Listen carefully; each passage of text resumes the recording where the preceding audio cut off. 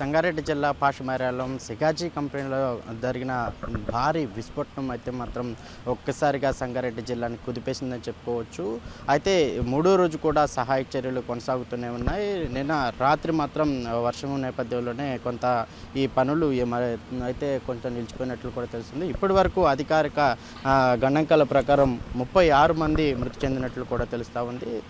మొత్తంగా మరో 35 మంది వివిధ ఆసుపత్రుల్లో చికిత్స పొందినట్లు తెలుస్తుంది. అయితే ఈ భారీ విస్ఫోటనం 700 నుంచి 800 డిగ్రీల ఉష్ణోగ్రత ఈ పేలుడు సమయంలో వెలువడినట్లు కూడా తెలుస్తుంది. అయితే ఈ భారీ విస్ఫోటనం జరిగిన ఆ ప్రదేశంలో చుట్టుపక్కల ఉన్నటువంటి దాదాపు ఒక 20 నుంచి 30 మంది పూర్తిగా బాగా కాలిపోయినట్లు కూడా తెలుస్తూ ఉంది. అయితే అక్కడ స్థానికంగా పనిచేసినటువంటి ఈ రెస్క్యూ టీమ్ తెలిపిన వివరాల ప్రకారం బాడీ మొత్తం కూడా మాంసపు ముద్దలాగా తయారైంది. అదేవిధంగా ఒక్కొక్క బాడీ తీస్తే అక్కడ నేలకి కావచ్చు, అలాగే చుట్టుపక్కల ఉన్న పరికరాలకు అతుక్కుపోతున్నాయి. అంత వ్యూహాత్మక ప్రభావం అయితే కూడా జరిగిందని చెప్పి కూడా వాళ్ళు చెప్తున్న పరిస్థితి అయితే కనపడుతుంది. ప్రస్తుతం మనం చూసుకోవచ్చు సిగాజీ కంపెనీ ఏదైతే ఉందో ఆ పరిసర ప్రాంతంలోనే నేనున్నాను.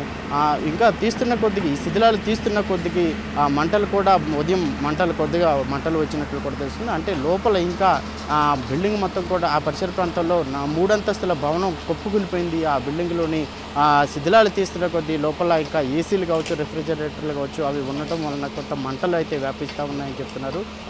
దానిని ఉదయం కూడా ఆర్పేశారు. ప్రస్తుతం అయితే సహాయక చర్యలు కొనసాగుతూనే ఉన్నాయి.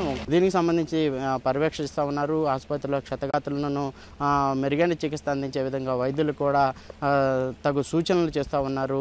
ఇప్పటికే ఇద్దరు మాత్రం ఆసుపత్రిలో చికిత్స పొందుతున్న మరో ఇద్దరు పరిస్థితి కొంత విషమంగా ఉన్నట్టు తెలుస్తుంది. మిగతా వారైతే మాత్రం కోలుకుంటున్నట్లు కూడా తెలుస్తూ ఉంది. కాకపోతే ఈ భారీ విస్ఫోటనం ప్రభావానికి దాదాపు 70 నుంచి 80% కాలిపోయిన వారు కొంత విషమంగా ఉంది.